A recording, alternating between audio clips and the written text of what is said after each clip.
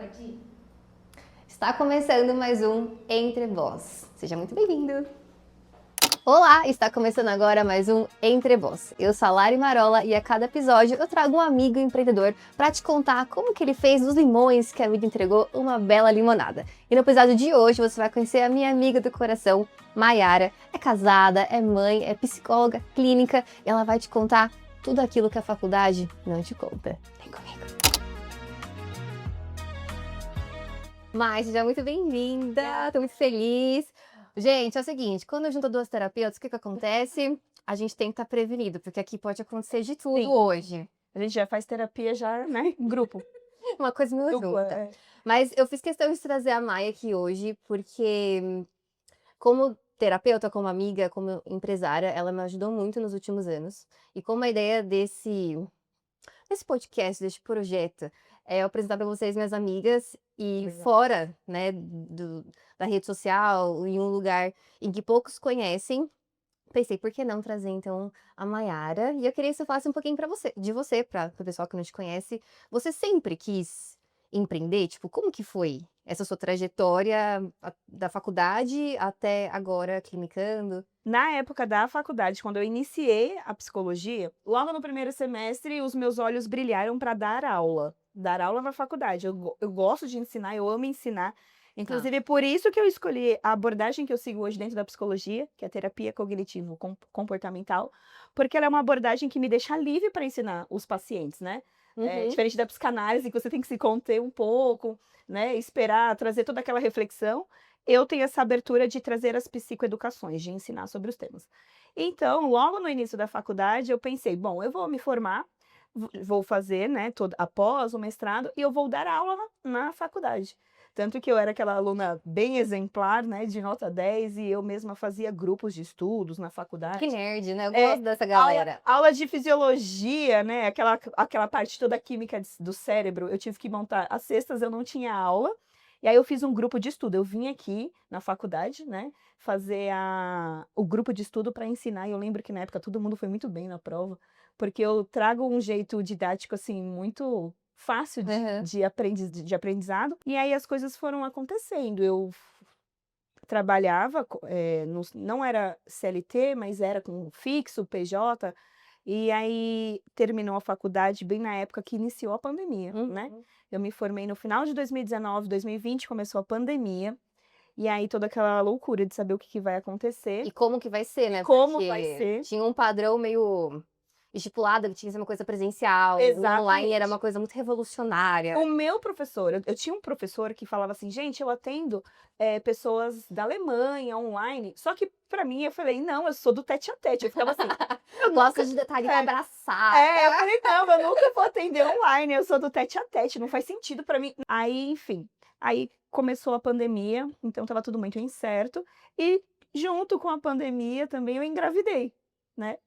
E aí foi aquela loucura de agora, óbvio que eu não vou estudar, não vou fazer após, até fiz após ainda gestante, mas não ia conseguir engatar no mestrado, tudo muito incerto, me mantive com o meu salário fixo, né? E foi. E aí, assim que a Olivia nasceu, hoje ela vai, semana que vem ela faz 4 anos, então assim que ela nasceu, eu falei, eu preciso maternar e eu preciso ir para minha área, porque eu me formei já tem 1 ano, eu preciso. E todo aquele medo, porque a faculdade não te ensina a empreender. Na verdade, coisa que eu fui percebendo, eu não fiz psicologia, eu fiz psicanálise, mas eu tenho muitas amigas como ela que são psicólogas, e coisas que eu percebi é que tinham, na verdade, colocavam muito mais bloqueios do que ajudavam você a fazer as coisas na sua área. Então, não podia ter rede social, não podia se expor. Você tem que ser bem, como é que fala? Você não pode ter esse contato com o seu paciente. Sim, tem que ser neutra, não sei o quê. Na meio da pandemia, como que você, gente, como sobrevive? Se não puder ter uma rede social, pelo menos, pra falar do seu trabalho, quem você é, o seu diferencial. E aí eu fiquei muito espantada, porque isso me impactou, né? Sim. Na minha formação, é uma formação livre, então não tinha nada disso. Na verdade, tinha um incentivo do contrário. Sim. Porque, coincidentemente, eu fiz a formação e a gente meio que terminou juntas. Sim, eu na minha formação e ela na faculdade. E aí, as duas estavam na mesma coisa. E aí, como que a gente vai fazer? O que a gente faz? O que a gente faz? Se junta, vamos fazer uma coisa aqui, outra ali. Só que diferente da Mai, eu nunca quis atender. Eu fiz a formação pra mim, né, pra eu me entender, os meus bichos, meus bloqueios. E aí, por conta da pandemia, por conta da procura enfim, foi muito caótico, aí eu comecei a atender, mas nunca foi o plano A. Aham, Aconteceu. O meu também, não foi o plano A, mas eu saí da faculdade e engravidei, né. E aí eu pensei: "Tá, eu tenho que juntar, unir o útil ao agradável, agora eu sou mãe e eu tenho que usar a profissão que eu tenho", porque pra mim eu ia dar aula, esse era o plano, né. Aham.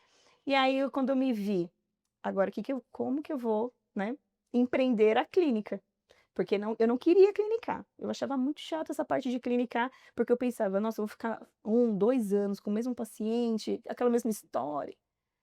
Mas aí, enfim, veio a gestação e eu consegui me desvencilhar, eu fui aos poucos, fui migrando, né, então eu ficava meio período no fixo, aí eu podia também fazer home, eu tive essa ajuda, né, na época da minha gestora de: "Não, tudo bem, eu sei, eu sempre eu te contratei sabendo que você ia para sua área, Sim, então tá tudo que bem, então legal. como que a gente pode fazer para você ser mãe, trabalhar comigo e ir para sua área?".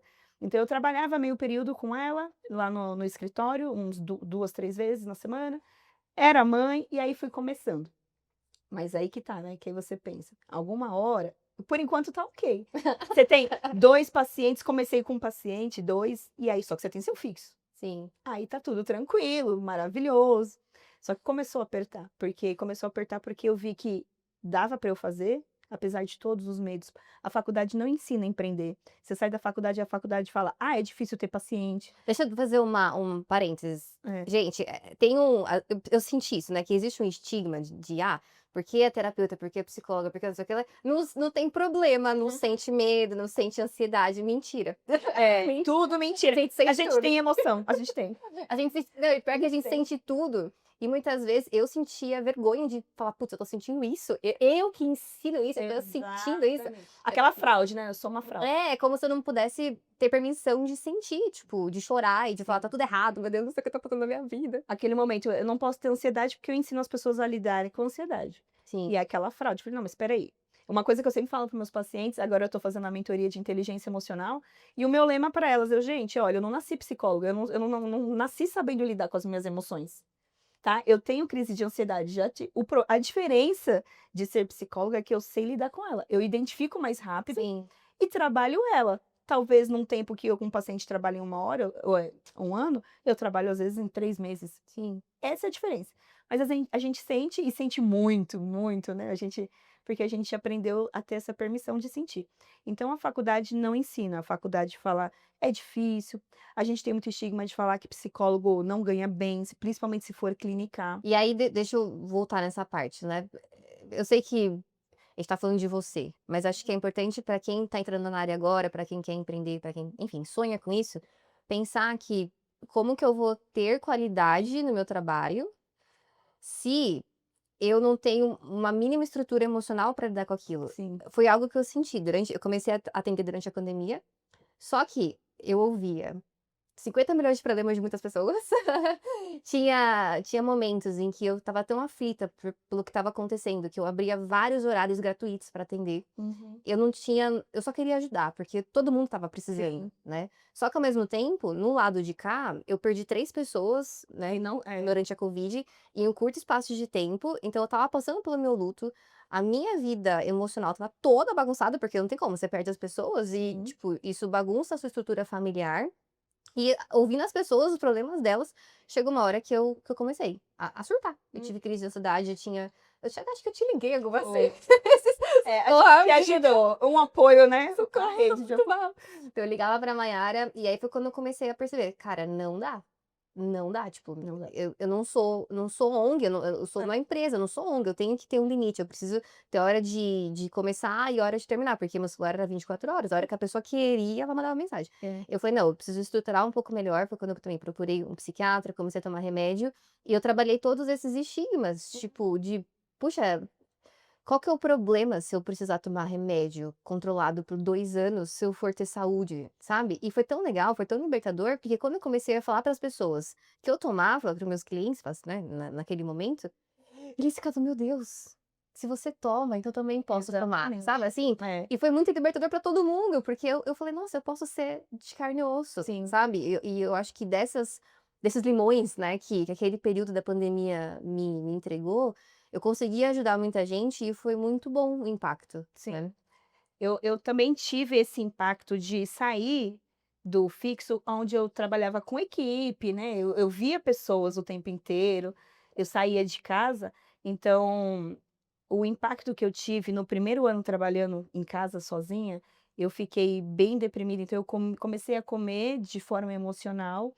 Foi o ano que eu engordei, inclusive, assim, 10 quilos. O que eu não engordei na minha gestação, eu engordei trabalhando sozinha nesse Oh, meu Deus. empreendimento, por quê? Não sabia o que fazer. A faculdade não conta a parte burocrática. O que que um psicólogo precisa pagar, por exemplo, né? E aí você entra naquela comparação injusta, porque hoje a rede social é ótima, você aprende, você pode modelar, mas quando você está migrando do CLT, né, enfim, de um fixo para empreender, você olha muita gente boa que está na área. E aí eu comecei o quê? Comecei a seguir muita gente boa na minha área, mas eu comecei a fazer comparações injustas com Hum. pessoas que estavam 5, 10 anos à minha frente. Então eu não sou boa o suficiente, já tem muita gente no mercado, eu não sei fazer isso.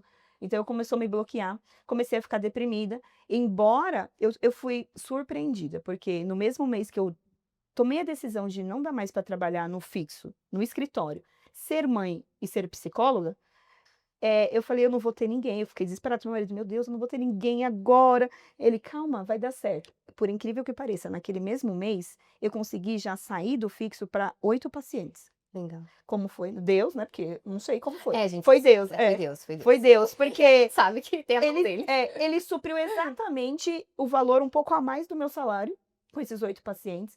E aí teve a questão que quando a gente começa a empreender, a gente também tem essa questão de comparar o nosso serviço, o nosso bolso com o bolso de quem a gente vai atender.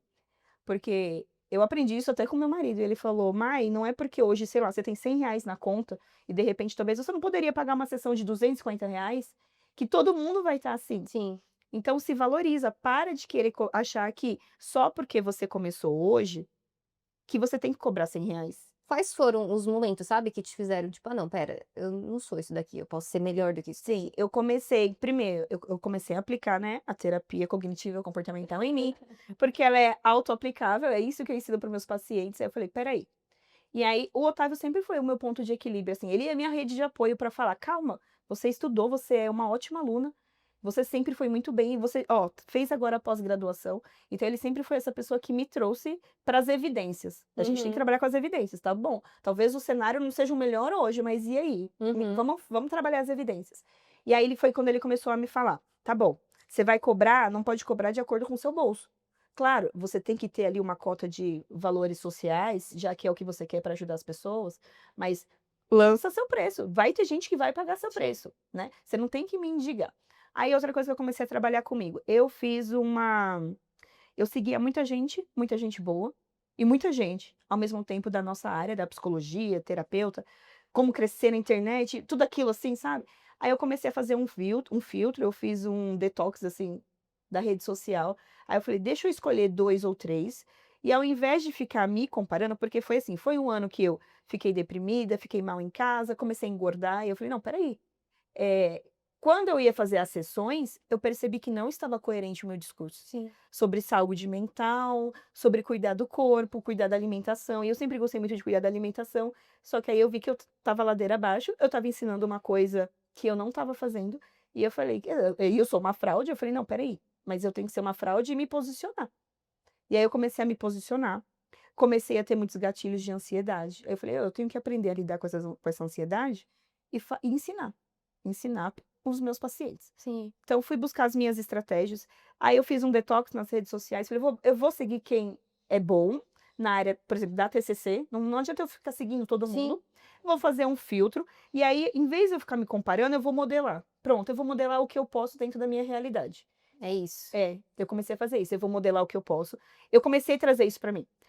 Não foi rápido, eu acho que os 2 primeiros anos da clínica foi assim, tipo, só tô atendendo, Claro que Mas ninguém tá com manual de instrução, né? Então, de ninguém tá com fato, manual. é isso. Eu sempre ofereci um atendimento de qualidade, independente se o valor é social, independente se a pessoa paga o meu valor cheio, sempre foi de qualidade, porque eu entendo que é uma outra pessoa, é uma vida, Sim. então eu tenho essa responsabilidade, eu sempre tive essa responsabilidade, mas por fora ninguém sabia, lá, tipo, os bastidores ninguém estava vendo, sabe? Então eu comecei a trabalhar, sabe, aquela trend é muito a minha cara, tipo, primeiro você começa, depois você melhora. Então hoje, assim, eu consigo ver, ainda não tá o ideal que eu quero? Não tá.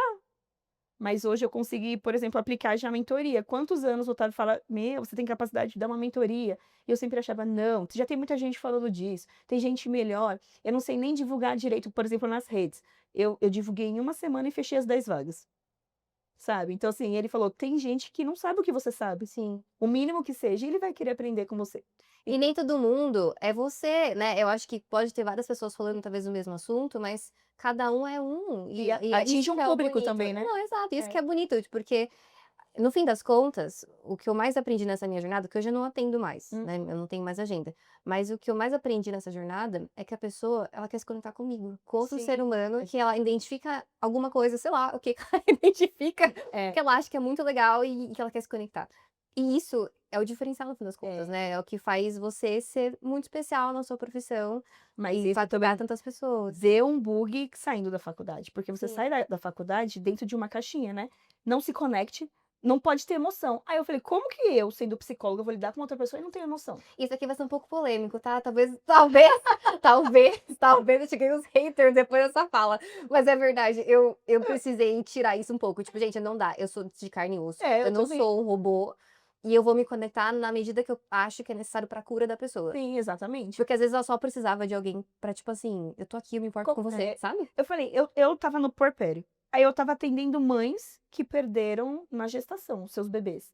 Como que ali ela vai me contar que perdeu um bebê e eu vou ficar com aquela cara de paisagem? Eu acabei de virar mãe, né, vira mãe, acabou, suas emoções, suas vulnerabilidades vêm na mesa, assim, né, virar mãe, assim. E aí eu falei: "Tá bom, a pessoa tá me contando que perdeu um bebê, poderia ter sido eu, como que eu vou ficar com aquela cara de paisagem?". Te entendo, claro, não faz sentido pra mim. Sabe E o. eu chorava com a paciente, eu Cara, teve. Eu chorei, acho que de verdade. Eu atendi, acho que umas 200, sei lá, umas 200 pessoas, assim, em Aham. um ano. Foi uma coisa muito louca pra mim, que tinha Uhum. eu não sabia nada, eu sabia menos do que você, eu acho, entendeu? E eu, tipo, no primeiro ano, tipo, 200 pessoas. Caraca, não sei nem se esse é um número grande ou não fazia ideia. Até hoje eu não sei, tá? Não tem esse comparativo enfim, quantas pessoas.